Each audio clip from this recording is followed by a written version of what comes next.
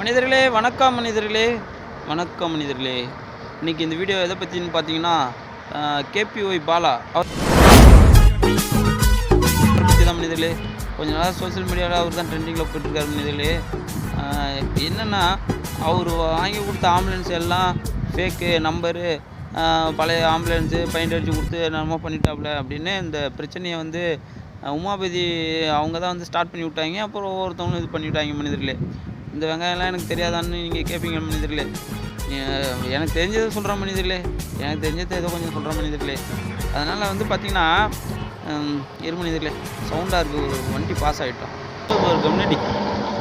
அதனால் மனிதர்களே நான் வந்து அனலைஸ் பண்ணி பார்த்ததில் மனிதர்களே டே 1லேருந்து அவர் ஹெல்ப் பண்ண வீடியோலாம் பார்த்தேன் மனிதர்களே.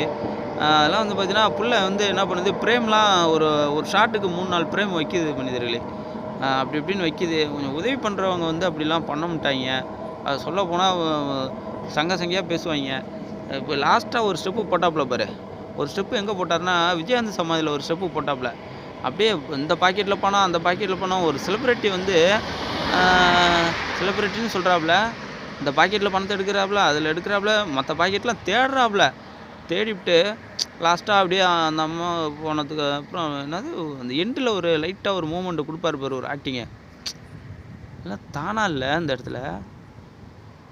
என்ன பிள்ளை இதெல்லாம் பழக்கம்? அந்த அளவுக்கு அவன் எல்லாம் பைத்தியம்னு நினச்சிட்ருக்கீங்க.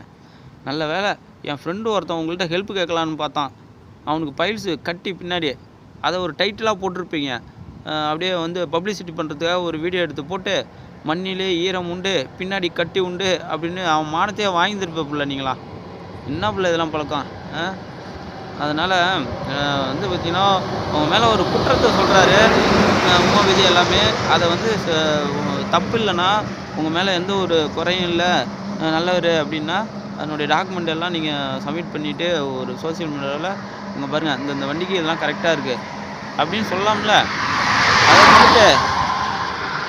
அதை விட்டுட்டு என்ன சொல்கிறீங்க நீங்கள்? எல்லாம் மக்களே பதில் சொல்லிப்பாங்க. என்ன முதல்ல மக்கள் பதில் சொல்லுவாங்க. அதாவது நல்லா உருட்டுற உன்னோடைய ஃபேஸே மாறிடுச்சு. இப்போ அந்த உங்கள் மேலே கம்ப்ளைண்ட்டை ஒவ்வொருத்தங்களும் வைக்கிறதுலேருந்து பார்த்தீங்கன்னா பேச்சு தடுமாற்றம், முன்னே உள்ள அந்த ஒரு இது ஆக்டிவ் இல்லை. அதனால் உண்மையாக உதவி பண்ணுங்கள், இல்லைன்னா விட்டுட்டு உங்கள் பொழப்ப பாருங்கள். அதை விட்டுட்டு சும்மா மக்கள் சென்டிமெண்ட்டு அது கூட விளையாடாதீங்க. அதை வந்து சில குரூப்லாம் இருக்கும், உதவி பண்ணுறவரையும் இது பண்ணுறாங்க. அதுக்கு தான் ஒரு தெளிவாக ஒரு எக்ஸ்பிளைன் கொடுத்தாப்புல உமாபதி சார். அவங்க என்னவோ ஒரு ஏதோ அந்த இதை மறந்துட்டேன். சரி அதை விடுங்க. அதனால் கவனமாக இருங்க மனிதர்களே. நான் வச்சுட்றேன் மனிதர்களே.